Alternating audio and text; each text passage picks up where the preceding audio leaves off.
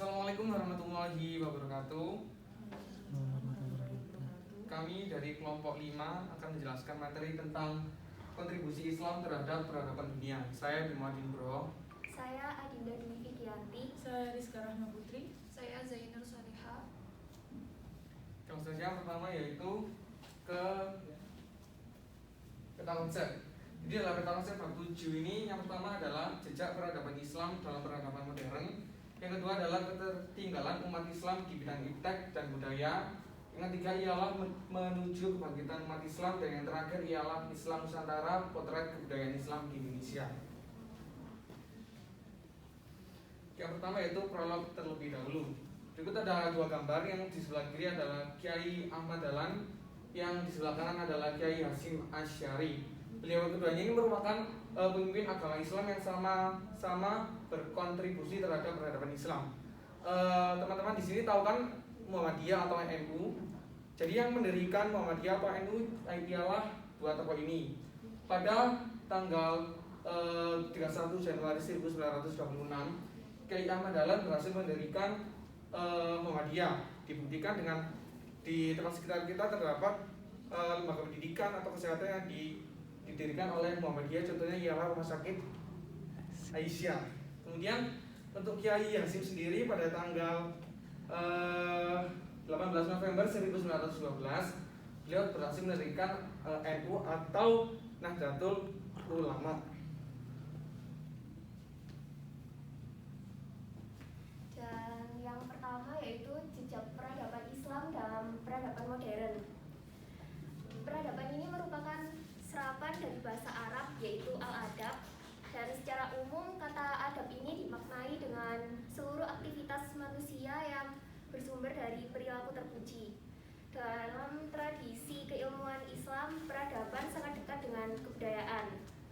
Apabila ditinjau dari sumbernya, kebudayaan Islam adalah seluruh aktivitas manusia yang secara inspiratif bersumber dari Al-Quran dan hadis Nabi Muhammad SAW. Dan wujud dari seluruh aktivitas budaya Islami ini adalah bentuk dari peradaban Islam. Nah, peradaban Islam sebagai bentuk dari kebudayaan Islam ini telah mengalami kemajuan dan kemunduran. Hal ini dipengaruhi oleh beberapa faktor. Yang pertama yaitu faktor penyebab kemajuan umat Islam. Masa kemajuan Islam berlangsung antara tahun 650 sampai 1000 Masehi. Puncak kejayaan Islam terjadi pada masa pemerintahan Bani Abbas. Kemajuan umat Islam ini dipengaruhi oleh dua tradisi yang sama-sama menghantarkan masyarakat Arab pada sebuah budaya yang maju dan progresif.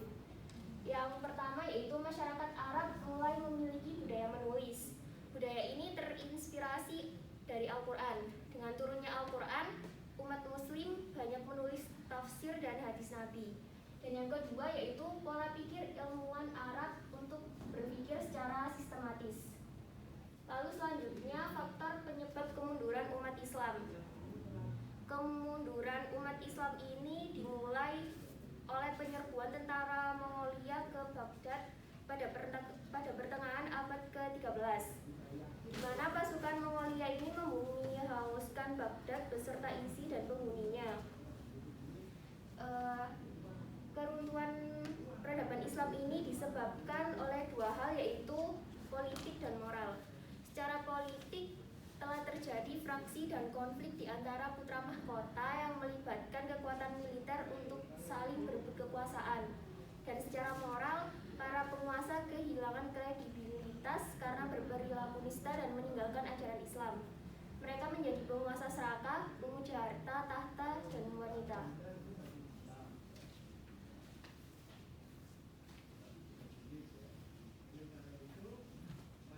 Oke, selanjutnya yaitu yang ketiga yaitu kontribusi ilmuwan Muslim klasik dalam kemajuan barat modern. Umat Islam pernah menorehkan masa kejayaannya pada abad 7 sampai 13 Masehi atau dikenal dengan sebutan The Golden Age of Islam. Pada saat ini muncul berbagai ilmuwan yang tentunya memperjuangkan ilmu pengetahuan di dunia seperti ilmu kimia, geofisika, matematika, fisika dan lainnya. Ada sekitar 147 ilmuwan, tapi di antara di sini yang kita bahas adalah ada 4. Yang pertama Jabir bin Hayyan, Al-Khawarizmi, Al-Kindi, dan Ibnu Sina. Pada saat itu pada abad 7 sampai 13 Masehi, peradaban Muslim menjadi rujukan dari mata lain karena yang pertama yaitu bahasa Arab menjadi bahasa internasional saat itu. Kemudian yang kedua yaitu para pecinta ilmu banyak mempelajari budaya Arab. Yang ketiga yaitu yang berkembang adalah di Eropa, banyak lembaga penerjemah bahasa Arab ke bahasa Latin yang lainnya. Next. Oke, di sini ada 4 ilmuwan Islam yang kita bahas. Yang pertama ialah Jabir bin Hayyan. Beliau ini disebut sebagai ahli kimia. Semasa kontribusinya di dalam pengembangan ilmu di dunia, beliau berhasil yang pertama menemukan alat-alat kimia dari logam dan kaca. Yang kedua yaitu pemaduan antara asam hidroklorik dengan asam nitrik. Yang ketiga yaitu menemukan cara efektif memurnikan logam dan menjaga besi dari karat. Kemudian yang terakhir yaitu merumuskan cara pembuatan tinta dari serat besi. Kemudian yang kedua ialah Al-Khawarizmi. Selama di dunia, beliau berhasil mengutip angka-angka India dan mengarang buku algoritma yang menjadi rujukan para ilmuwan. Kemudian dia menggagas aljabar dan memisahkannya dari ilmu hitung. Ini disebut sebagai matematika di dalam Islam. Kemudian yang ketiga yaitu Al-Kindi. Al-Kindi sendiri dia berhasil di dalam bidang astronomi, ilmu alam dan fisika. Selain itu, Al-Kindi juga mengarang kitab dalam bidang teknik mesin, kimia, dan kimia industri. Kemudian yang terakhir yaitu Ibnu Sina. Untuk Ibnu Sina sendiri, beliau ilmuwan yang pertama kali menemukan cara pengobatan dengan menyuntikkan obat di bawah kulit.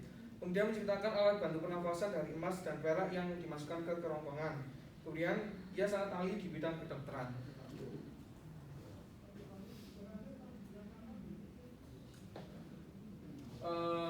Selanjutnya yaitu yang B, yaitu ketertinggalan umat Islam di bidang teks dan budaya. Fase ini disebut sebagai fase kemunduran, kebodohan, dan kemiskinan. Karena pada saat itu menurut Abidin 2006, umat di seluruh dunia yang paling rendah ipteknya yaitu sains dan teknologi ialah umat Islam. Karena pada saat itu umat Islam tidak mengamalkan ajarannya secara rajin atau kayak lalai seperti itu. Kemudian padahal untuk Islam sendiri itu mengajari untuk mempelajari kayak semacam ilmu pengetahuan, teknologi, dan sains, tapi umat Islam lalai dalam mempelajarinya. Kemudian akibatnya dari ini adalah rakyat Muslim di dunia itu menjadi tidak makmur, kehilangan harga diri dan merasa tidak percaya diri karena sudah merasa ketertinggalan iptek di antara umat-umat lainnya. Kemudian dari beberapa dari mereka menjadi pengikut budaya Barat, mereka menyerap nilai-nilai begitu saja tanpa menyerapnya. Akibatnya yaitu krisis moral dan kejiwaan menjadi bangsa Muslim. Kemudian dalam jurnal Nature tanggal 2 November 2006, perkembangan sains di Islam tidak merata. Contohnya yaitu di Afrika Utara masih berpulat atau permasalahan itu masih di sekitar masalah ekonomi dan kemiskinan. Yang ketiga, menuju kebangkitan umat Islam. Menuju kebangkitan umat Islam ini bisa ditumbuh kembangkan dengan mempertimbangkan dua aspek, yaitu aspek internal sama aspek eksternal. Aspek internal yaitu semangat bangkit dari keterpurukan umat Islam bisa dimulai dari potensi internal yang dimiliki oleh umat Islam. Dan untuk aspek eksternal, umat Islam layak belajar dari sejarah kemajuan pemerintah Abbasiyah yang memiliki prestasi puncak kemajuan peradaban. Karena menggabungkan tradisi Islam yang bersumber dari Al-Quran dengan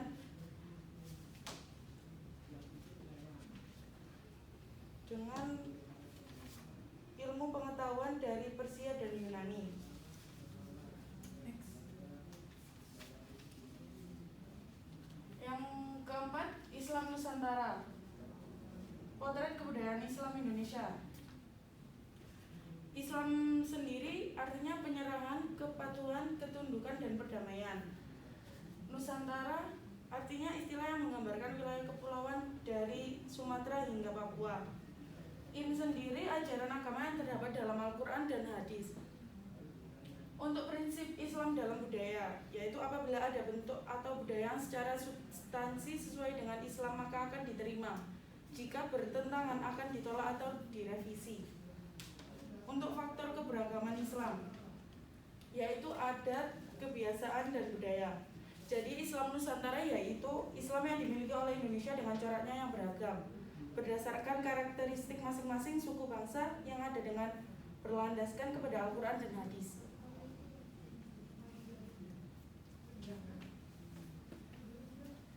Selanjutnya yaitu potret kebudayaan Islam di Indonesia. Yang pertama adalah kerajaan-kerajaan Islam. Kerajaan yang pertama berdiri di Nusantara yaitu Kerajaan Samudra Pasai yang berada di pesisir timur Laut Aceh. Kerajaan ini didirikan oleh Malik Al-Saleh yang masuk Islam karena pertemuannya dengan Syekh Ismail, seorang utusan Syarif Mekah. Kerajaan ini berdiri pada pertengahan abad ke-13.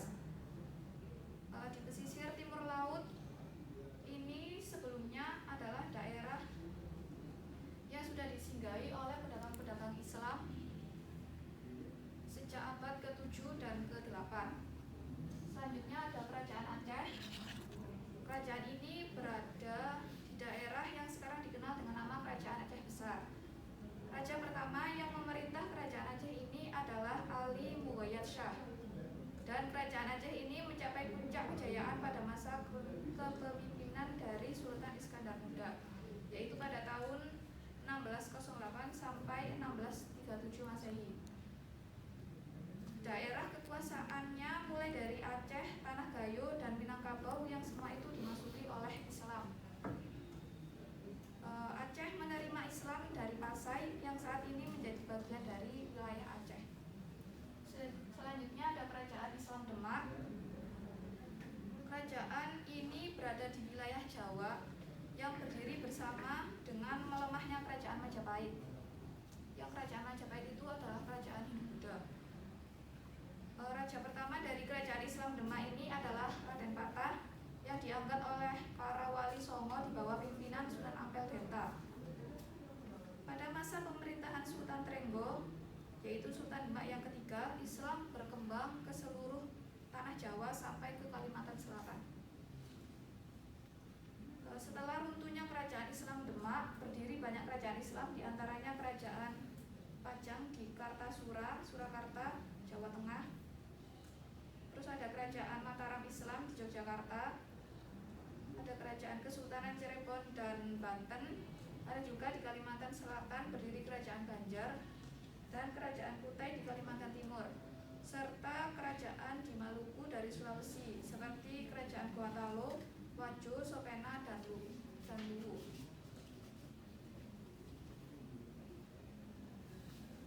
Terus ada wujud peradaban Islam di Indonesia. Yang pertama yaitu birokrasi keagamaan. Birokrasi keagamaan dalam peradaban Islam di Indonesia itu berupa di semua kerajaan Islam sebagai penasehat raja itu adalah seorang ulama. Terus yang kedua ada ulama dan karyanya. Ulama Muslim pertama yang dikenal di Indonesia adalah Hamzah Fansuri yang merupakan seorang tokoh sufi yang berasal dari Fansur atau Barus, Sumatera Utara. Karyanya yang terkenal yaitu kitab Asroru Al-Arifin fi Bayan ila Suluk wa At-Tauhid. Selanjutnya ada Syamsuddin Al-Sumatrani, Nuruddin Araniri, dan Abdurrauf Singkel yang berasal dari Aceh. Yang masing-masing salah satu karyanya yaitu Jauhar Al-Haqaiq oleh Syamsuddin Al-Sumatrani, ada Bustanal Salatin oleh Nuruddin Aranari. Yang ketiga ada Umdah Al-Muhtajin ila Suluk Maslak Al-Mufaridin yang berarti pijakan bagi orang-orang yang menempuh jalan tasawuf oleh Abdurrauf Singkel. Yang ketiga ada arsitek bangunan. Hal ini tertuang dalam arsitektur bangunan masjid di Indonesia yang mengingatkan pada seni bangunan candi menyerupai Meru pada zaman Indonesia Hindu. Contohnya yaitu beberapa ukiran pada masjid kuno di Mantingan, Sedang Duhur, menunjukkan pola yang diambil dari tumbuh-tumbuhan yang mirip pola ukiran pada Candi Prambanan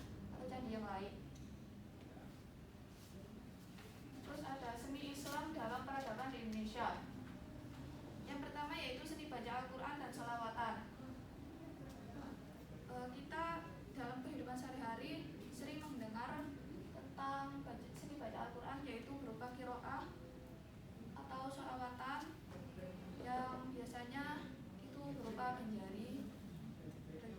Menurut hal ini terjadi karena keduanya membuat divine inspiration, seni yang berasal dari inspirasi ketuhanan, keindahan seni bacaan dari melakukan ayat-ayat sucinya dan kecintaan pada nabinya. Yang kedua ada musik gambus dan rebana. Musik gambus dan rebana ini dibawa oleh para sufi ulama dan pedagang dari Arab. Musik gambus dan rebana ini bernuansa musik Timur Tengah. Yang terkenal di Indonesia diantaranya yaitu Rafiqah Darto Wahab dan Nasi Daria. Terus ada kasidah modern Bimbo dan MH Ainun Najib dengan Kiai Kanjengnya. Terus ada grup musik modern Islami yang di Indonesia itu salah satunya yaitu grup band Ungu pada tahun 2006 sampai 2011 yang mengeluarkan 6 album religinya dengan jumlah lebih dari 20 lagu. Terus ada juga dari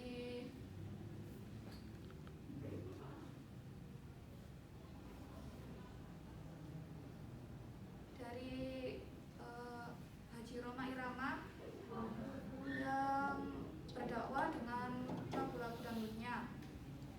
Yang salah satu yang beberapa judulnya yaitu Kematian, Masya Allah, Takwa, Al-Quran dan Quran, Janji Itu Hutang dan Kiamat. Yang terakhir ada seni kaligrafi. Seni kaligrafi ini berkembang sejak abad ke-12 Masehi, beriringan dengan munculnya kerajaan-kerajaan Islam di beberapa wilayah Nusantara seperti Aceh, Demak, Ternate, Tidore, Maluku, Cirebon, Banten, Madura, Nusa Tenggara Barat dan sebagainya.